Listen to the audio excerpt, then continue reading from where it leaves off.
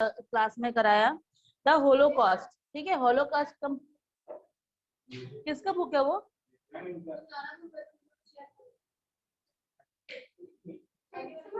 पीछे वाले से शेयर कर लो ना, बात नहीं करना बस।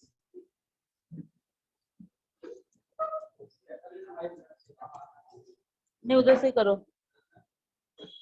ओके, तो सबसे पहले हम लोग होलोकॉस्ट के बारे में बात करते हैं। होलोकॉस्ट का क्या मतलब है? जहाँ पे बहुत सारे लोगों को, लार्ज नंबर ऑफ पीपल को जब एक साथ किल करते हैं, मीन्स उनको डेथ का जो है वो दे देते हैं, उसको अपन क्या बोलते हैं? होलोकॉस्ट। मतलब वो पूरे सिचुएशन को अपन क्या बोलते हैं? होलोकॉस्ट बोलते हैं। ठीक है, और इसमें मैस्कैर करके है, वो मैस्कैर का मतलब होता है large number of people, sorry, killing large number of people. ठीक है, उसको मैस्कैर बोलते हैं। और होलोकॉस्ट का मतलब जो पूरा सिचुएशन हुआ, मतलब आप लार्ज नंबर ऑफ पीपल को एक साथ जो है किसी एक गैस चैम्बर पे, या फिर आप एक किसी ऐसे एरिया में और अंधाधुंध टाइप का गोली चला रहे, जैसे कि आपका जलियांवाला बाग में हुआ था, उस टाइप का। ठीक है मैं ना भगा दूंगी, बता दूंगी क्लास से।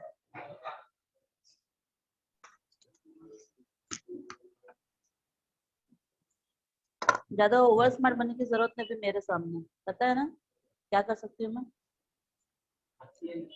है अच्छा,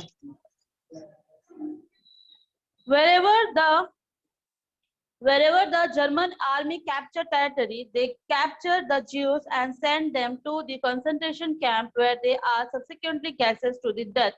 In addition, another 50 lakh non-Jews, including Polish, Russian, nomadic or Gibsons, and mentally and physically handicapped people were also killed because the Nazi felt would be degrade the German race. ठीक है, German race का मतलब यहाँ पे बता रहा है कि जर्मन कंट्री उस टाइम पे जो है एक इंडस्ट्रियल रिवॉल्यूशन चला रहा था। वो अपनी इकोनॉमी को ग्रोथ करने के लिए जो है बाकी कंट्री के साथ कंपटीशन कर रहा था। ठीक है, अब यहाँ पर वो सबसे पहले जो जर्मन का जो हिटलर है, वो लीडर है, मतलब वो जर्मन का लीडर जो है, उसका नाम हिटलर है।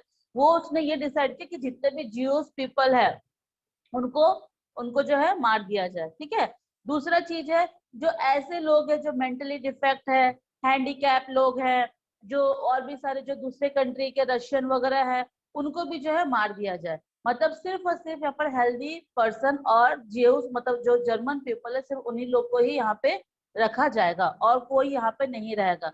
ठीक है, हमारे कंट्री में भी हो है ना, बहुत सारे हैंडीकैप लोग हैं, मेंटली डिस्टर्ब लोग हैं। ठीक है, तो उनको तो हम मार नहीं सकते, because they have also right to live here. Okay, उनका भी पूरा राइट है। लेकिन वो अगर वहां से, अगर उनका कहना है कि ये जो है हमारे धरती के लिए, हमारे सोसाइटी के लिए, हमारी कंट्री के लिए बोझ है, इसीलिए जब ये हमारे लिए कुछ नहीं कर सकते हैं तो इनको मार देना ही अच्छा है। ठीक है, ये हिटलर का उस टाइम का ये था। तो उस टाइम पे होलोकॉस्ट में क्या हुआ कि पूरे के पूरे जितने भी उनको लगा कि जो उनके काम के लायक नहीं है, और जो ज्यूस मेंबर है, और जो रशियन पीपल है, और भी अदर कंट्रीज के वहाँ पे पीपल है, उनको एक साथ जो है डेथ मतलब वो फांसी का, मतलब क्या बोलते उसको, ऐलान कर दिया गया, मतलब आप उनको मार दो करके, है ना, सजाए मौत। Now in next paragraph 9.4, foreign policy and the world war. Foreign policy क्या है और वर्ल्ड वॉर क्या है? फॉरेन पॉलिसी का मतलब मैं बता दूं, जो फॉरेन के जो पॉलिसीज वगैरह बनते हैं, वो पॉलिसी का मतलब होता है रूल्स रेगुलेशंस। ठीक है, और वर्ल्ड वॉर का मतलब पता है, पूरे जब आपस में हर एक कंट्री का जंग छिड़ता है, उसको अपन वर्ल्ड वॉर बोलते हैं। आधी कंट्री एक साइड होती है, आधी कंट्री एक साइड होती है। ठीक है, बहुत सारी कंट्रीज मिलके ये वर्ल्ड वॉर लड़ते हैं। तो सभी को पता था कि फर्स्ट वर्ल्ड वॉर के बाद सेकेंड वर्ल्ड वॉर होगा ही, तो इसके लिए सब अपने अपनी कंट्री, सब अपने अपने मतलब मेंबर्स पीपल लेकर साथ जो है तैयारी कर रहे थे। Now in early 1933, Hitler gave assurance to adopting peaceful policy. सबसे पहले हिटलर जो है सबको ये एश्योरेंस दिया, सबको ये मतलब फिक्स कराया कि नहीं, आप लोग जो यहाँ पर रहोगे तो बहुत ही शांति तरीके से रहोगे। बट ऐसा कुछ भी नहीं हो रहा था। इन 1933 में हुआ ये चीज। ठीक है, saying his main objective was to terminate the humanitarian terms of the Versailles Treaty and gain a honorable status for the Germany. उनका कहना था कि उनका मेन उद्देश्य ये था कि जो भी ट्रीटी ऑफ वर्सलिस हमारे साथ जो गलत किया गया, उसको सबसे पहले हम उसको वापस लेंगे। दूसरा, जर्मन को जो है, जर्मन कंट्री को जो है हम एक अच्छा कंट्री बनाने का जो है लक्ष्य रखते हैं। So but he want Germany to regain the territory it had lost in 1919. जो जर्मनी है वो ये चाहता था कि जितने भी टेरिटरी है जो उन्होंने लॉस्ट कर दिया क्या उनको वापस मिले। 1919 को जो है ना ट्रीटी ऑफ वर्साइल्स साइन कराया गया था ना, तो वो जितने भी रीजन है जिनको कैप्चर करके रखे हुए थे उनको उनसे छीन लिया गया ट्रीटी ऑफ वर्साइल्स के through.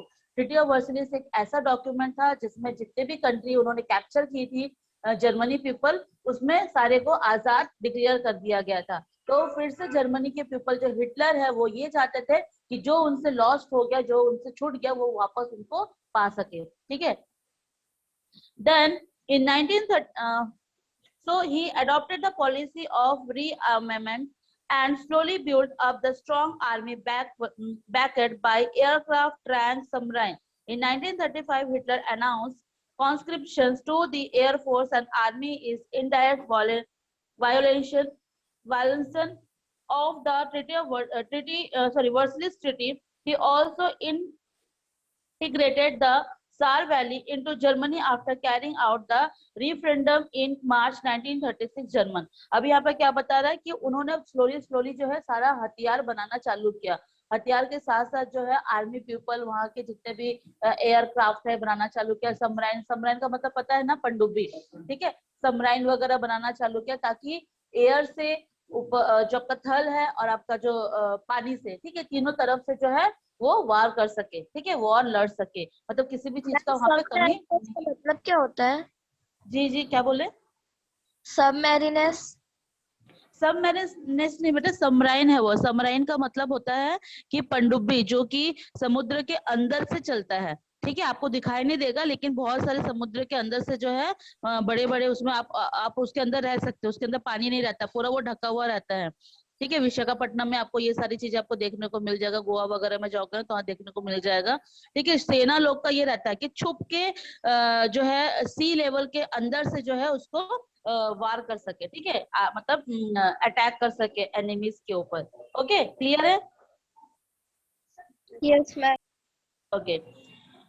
He also integrated the Saar Valley of the Germany after carrying out the referendum in March 1936 German. उसके बाद वो धीरे धीरे जो है अपने सार वैली को जो है उसको कैप्चर कर दिया। सार वैली करके एक जगह है, उसको कैप्चर कर लिया। ठीक है, कब के? 1936।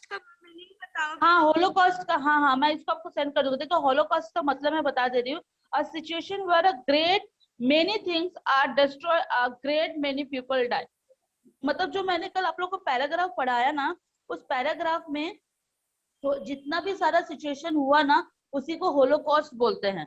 ठीक है, मतलब पीपल लोग को गैस चैम्बर में ले जाके एक साथ बहुत सारे पीपल लोग को मार देना, उसी को अपन होलोकॉस्ट नाम दिए हैं। ठीक है, और मैस्कैर का मतलब होता है killing large number of people. जब अपन एक साथ बहुत सारे लोगों को मार देते हैं उसको अपन मैस्कैर बोलते हैं। Got it? Yes ma'am. Okay, now soldier retook the Rhineland को भी जो है 1936 को जो है वो सोल्जर उसको भी ले लेता है। Also in 1936 Hitler sign an agreement with Mussolini, fascist Italian government and Japan to join oppose Russian in the war. In the same year, he sent his army to the aid of the fascist military dictatorship in Spain to test his new weapon and military system. अभी यहाँ क्या बोल रहा है कि 1936 में जो है सबसे पहले वो क्या क्या लिया, एक सार वैली है जर्मन का, ठीक है, उसको कैरी कर लिया। देन आफ्टर वहां के सोल्जर जो रायलैंड है वहां के सोल्जर लोग को भेज करके उस लैंड को भी हथिया लिया, मतलब उसको भी कैप्चर कर लिया गया। साथ में मोसोलिनी, मतलब एक नाजी पार्टी था और एक फैजी पार्टी था। नाजी पार्टी जो है उसका लीडर जो है वो कौन है? हिटलर है। और फैजी पार्टी का जो लीडर था वो मोसोलिनी था। ठीक है, मोसोलिनी को उनके अपने एग्रीमेंट में उनको शामिल कर लिया गया। और उसमें कौन कौन सी कंट्री थी? एक इटालियन गवर्नमेंट और जापान जो है इसमें ज्वाइन की हुई थी, लेकिन रशिया इसके अपोज था। मतलब क्या हो रहा है यहाँ पे कि हिटलर के साथ इटालियन का जो गवर्नमेंट है और जापान जो है दोनों एक साथ हो गई। लेकिन इन तीनों का ये एग्रीमेंट जो है रशिया को पसंद नहीं आई, तो वो उनके अगेंस्ट हो गई। ठीक है, in the same year he sent the army, उसी ईयर मतलब 1936 में ही उन्होंने अपने सोल्जर लोग को भेजा। Fascist party military dictatorship Spain के ऊपर डिक्टेटरशिप करने के लिए, स्पेन एक जगह का नाम है ना, ठीक है, स्पेन के ऊपर जो है डिक्टेटरशिप करने के लिए, to test his new weapon and military system, वहां का मिलिट्री सिस्टम और वेपन का टेस्ट करने के लिए, ठीक है। जैसे होता है ना, जैसे अपन किसी के साथ जब अपन गुट बना लेते हैं, किसी के साथ अपन एग्रीमेंट कर लेते हैं, तो क्या होता है, हम फिर वहां पर जाके उनके मिलिट्री के ऊपर टेस्ट देखते हैं कि कैसा है मिलिट्री, यहाँ का इक्विपमेंट वगैरह कैसा है। उसके बाद फिर अपन ये देखते हैं कि क्या जितने भी हथियार जो बन रहे हैं वो बहुत पावरफुल है कि नहीं है, क्या इनके साथ साइन करना सही रहेगा, एग्रीमेंट साइन करना सही रहेगा, ये सारा चीज वो जाके उस कंट्री में जाके देख लेते, कहाँ पे, स्पेन में। Okay, now in 19 in page number 120 में आ जाओगे आप लोग। During this period Hitler assessed that Britain and France were not कीन the entering into the war with in the Germany. यहाँ पर ये देखा गया कि जो हिटलर के साथ जो है ब्रिटेन और फ्रांस जो है वॉर नहीं लड़ना चाहते थे जर्मनी के साथ, ठीक है। Instead they wanted to prop him to a barrier against the Russian communist. ऊपर से जो है वो क्या चाहते थे कि रशियन कम्युनिस्ट के ऊपर जो है वो उनके अगेंस्ट हो जाए। कौन कौन अगेंस्ट हो जाए? ब्रिटेन और France. This British policy was called the appeasement policy. इस ब्रिटिश पॉलिसी को क्या बोला गया है? बैरियर का मतलब? बैरियर का मतलब होता है, रुको बता रही हूँ, हिंदी में क्या, बैरियर मतलब होता है जो दिक्कतें आती है ना, प्रॉब्लम आती है ना, उसको बोलते हैं, ठीक है। बैरियर का मतलब जो भी प्रॉब्लम्स आती हैं, कोई भी दिक्कतें आती है, ठीक है, उसको अपन को पार करके जाना होता है, तो वो उसको अपन बैरियर बोलते हैं, ठीक है। तो यहाँ पर बैरियर किसके बीच हो रहा था? रशियन कम्युनिस्ट के बीच हो रहा था, जो कि जर्मनी और फ्रांस और ब्रिटेन दोनों जो है रशियन के अगेंस्ट में हो गए थे। Then this British policy was called a appeasement policy. इसको अपन क्या बोलते हैं? एपेसमेंट पॉलिसी बोलते हैं, ठीक है। मैंने आपको बताया ना कि ये टॉपिक जो हम पढ़ रहे हैं वो क्या है? Foreign policy and the world war के ऊपर पढ़ रहे हैं, तो वही है टेकिंग एडवांटेज। तो दिए हाँ हैं 1939 या फिर जितने में भी वर्ल्ड वॉर हुआ था उसको हम लोग को याद करना पड़ेगा। हाँ, याद करना पड़ेगा ना, क्यों नहीं याद करना पड़ेगा? मैम जितना इससे क्वेश्चन में दिया गया उतना याद करना पड़ेगा आपको। मैम आप टिक लगवाओगे ना, ये जो जो याद करना है? हाँ हाँ हाँ हाँ हाँ, क्वेश्चन आंसर कर लेना, उतना काफी है आप लोग के लिए, ठीक है। Yes now okay listen, okay now listen.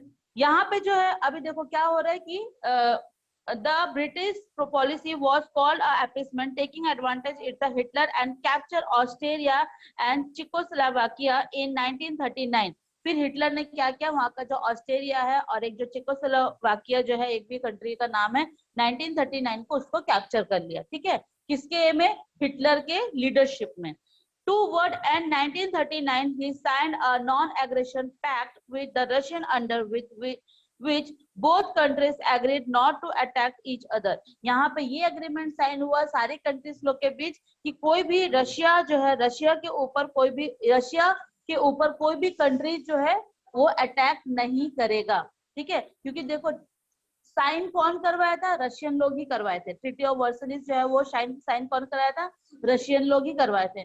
तो उनका सबका ये कहना था, और सब उस टाइम पे क्या हुआ, जर्मनी के पास इतना पावरफुल हो गया कि सारे कंट्री को अपने साथ ले लिया और वहां रशिया अकेले पड़ गया, ठीक है। तो सबका ये प्लान था कि रशिया के ऊपर अपन अटैक करेंगे, लेकिन कुछ कंट्री ऐसी थी कि वो नहीं चाहती थी कि रशिया के ऊपर अटैक हो। क्यों? क्योंकि वो जो ट्रीटी ऑफ वर्सलिस साइन करवाई है वो सही काम कराई है, ठीक है। मैम नॉन अग्रेशन मतलब? नॉन अग्रेशन मतलब ज्यादा क्या बोलते हैं, गुस्सा नहीं दिखाना, ठीक है। ज्यादा उनके ऊपर मतलब प्रभाव नहीं डालना, उनके ऊपर जो है वॉर नहीं करना, उनके अगेंस्ट नहीं जाना, ठीक है। उसको अपन नॉन एग्रेशन बोलते हैं।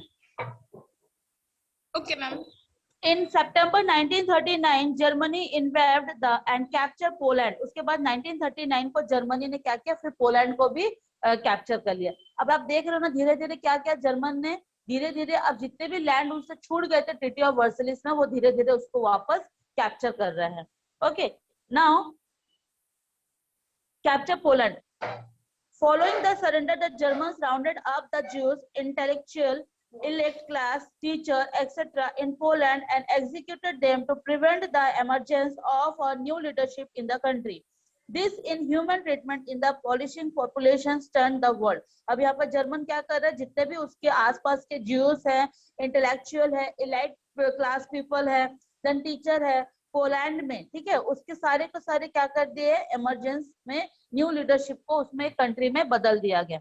This new human treatment is policy population turn the world, और यही इन ह्यूमन पॉलिसी जो है, एक ह्यूमैनिटी होती है और एक इन ह्यूमन होती है, ठीक है। इन ह्यूमन मतलब होता है जहाँ पे लोगों का कोई भी सम्मान नहीं होता है, तो उस पॉलिसी को उस पॉपुलेशन में जो है इंक्लूड कर दिया गया। उस पॉलिसी में ये था कि ज्यूज पीपल जो है वहां के मेंबरशिप नहीं होंगे, ठीक है। और दूसरा है कि क्या बोलते हैं, जो इलेक्ट्रिक जो पीपल है, क्लास पीपल है, उनको जो इलेक्ट्रिक क्लास पीपल होता है जो कि हाई क्लास के पीपल है, जो ज्यूज है, उनको जो है इसमें शामिल नहीं किया जाएगा।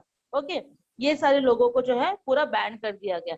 Hitler also heard the politician, Hitler ने जब ये सोचा कि पॉलिसिंग पीसन, पीसन का मतलब होता है फार्मर, ठीक है, जो कि बिना किसी फायदे का काम करते हैं, पीसेंट अपन उसी को बोलते हैं। एक स्लेवरी भी बोलते हैं उसको, स्लेवरी मतलब जो जिसको अपन कोई फायदा नहीं होता है, उन लोग को सिर्फ दिन रात काम किए जाते हैं, मतलब आपको किसी कोई आपको बंदूक के नोक पे काम कराता है, उसको अपन पीसेंट बोलते हैं।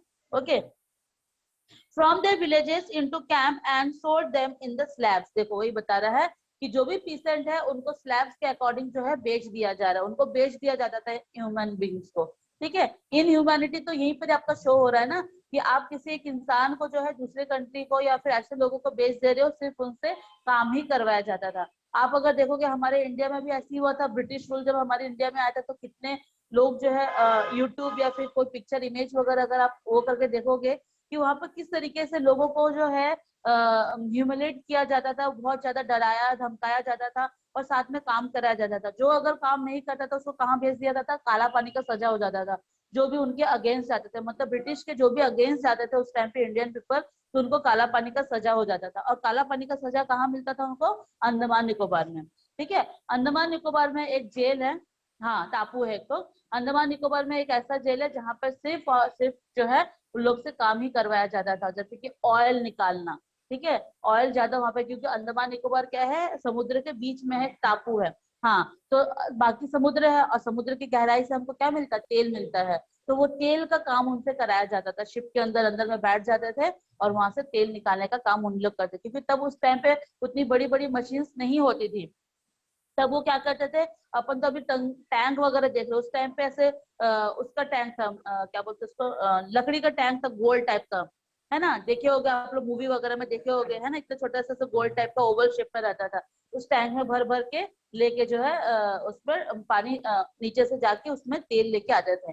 तेल मतलब रॉ, ठीक है, एकदम प्योर तेल नहीं, फिर उसको फिर फिल्टर किया जाता था वहां पर आके इंडस्ट्री में लाके, फिर ठीक है।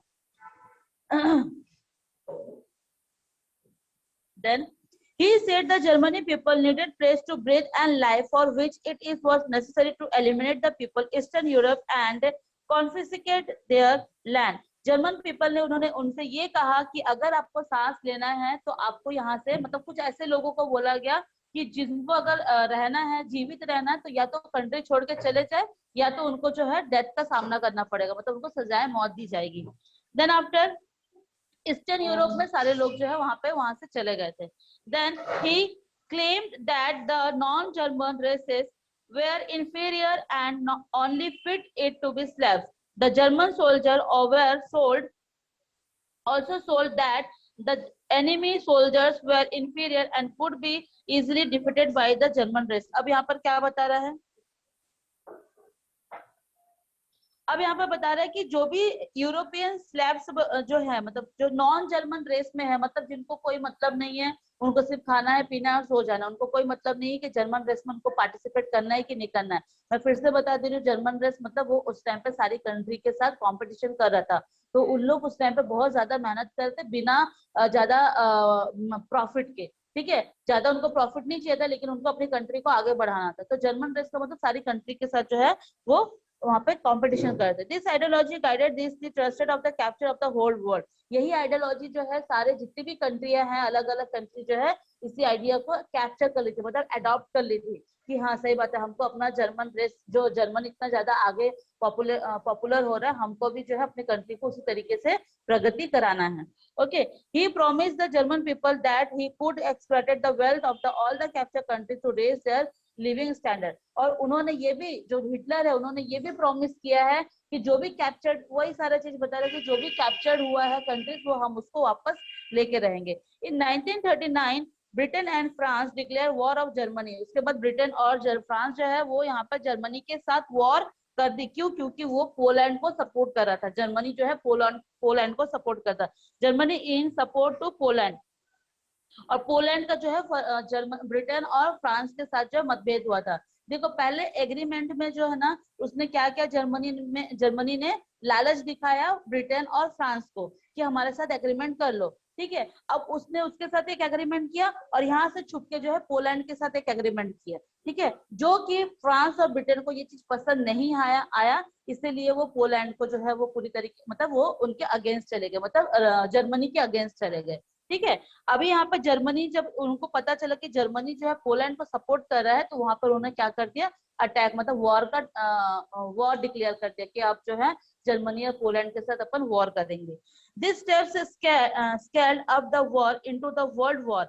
Germany quickly worked out the strategy attacking north Europe and France. उसके बाद जैसे ही ये चीज स्टेप धीरे धीरे बढ़ने लगा और वर्ल्ड वॉर की तरफ ये जो है सिचुएशन होने लगी। मतलब पहले तो फर्स्ट वर्ल्ड वॉर हो गया था, अब सेकेंड वर्ल्ड वॉर का धीरे धीरे जो स्टेप्स आगे बढ़ने लगे। मतलब एक ही बार में सेकेंड वर्ल्ड वॉर नहीं होता है, कहीं ना कहीं धीरे धीरे सारी चीजें स्टेप बाय स्टेप जो है वो आती है। फिर जर्मनी क्विकली, और उसी स्ट्रेटेजी के ऊपर जर्मनी जल्दी जल्दी काम करने लगी। अटैक नॉर्थर्न पीपल, और वहां के जो नॉर्थ यूरोप है वहां के लोगों के ऊपर अटैक करने लगी।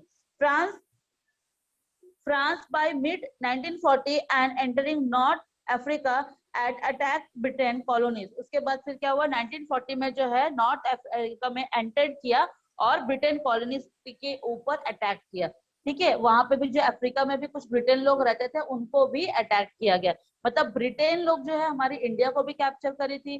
देन आफ्टर साउथ अफ्रीका में पता है ना, साउथ अफ्रीका, नॉर्थ अफ्रीका, वहां के लोगों को भी कैप्चर किया गया था, ठीक है। वो कंट्री भी आजाद हुई है, जैसे हम लोग आजाद हुए हैं ना वैसे वो लोग का भी इंडिपेंडेंस डे होता है।